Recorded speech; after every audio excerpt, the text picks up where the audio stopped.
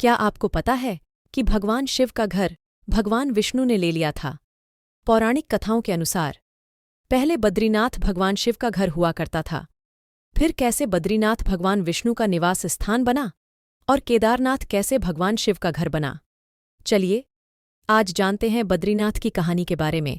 पुराणों में त्रिमूर्ति भगवान विष्णु को जगत का पालनहार कहा जाता है।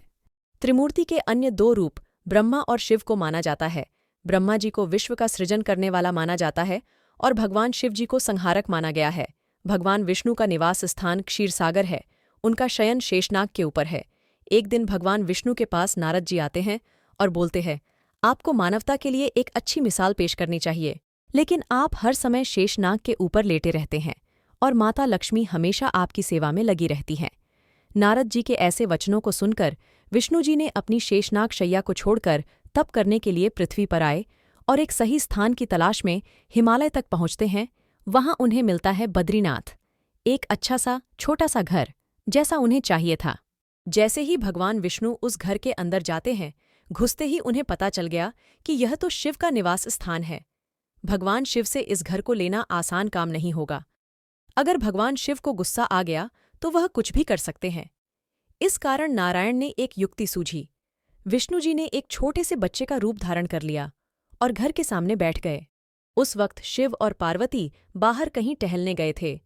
जब वे घर वापस लौटे तो उन्होंने देखा कि एक छोटा सा बच्चा जोर जोर से रो रहा है।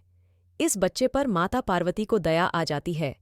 जैसे ही माता उस बच्चे को उठाने के लिए उसके पास जाने लगती है तो शिव माता पार्वती को उस बच्चे को हाथ लगाने से भी मना करते हैं और बोलते हैं, जो तुम देख रही हो उस पर भरोसा मत करो। लेकिन भगवान शिव के मना करने पर भी माता पार्वती ने बच्चे को गोद में ले लिया। वह बच्चा माता की गोद में आते ही चुप हो गया और शिव जी की तरफ बहुत ही खुश होकर देख रहा था। शिव जी इसका नतीजा जानते थे और विष्णु की लीला को भी भली भांति समझते थे, लेकिन फिर भी शिव जी चुप रहे।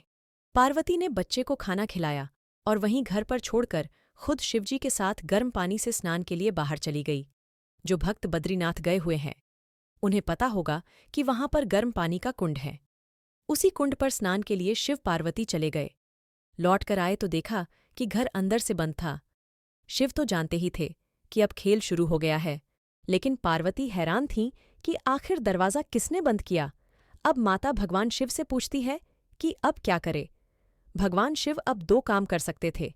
पहला काम, जो भी उनके सामने है उसे जलाकर भस्म कर दें, और दूसरा, वे वहां से चले जाएं और कोई और रास्ता ढूंढ ले।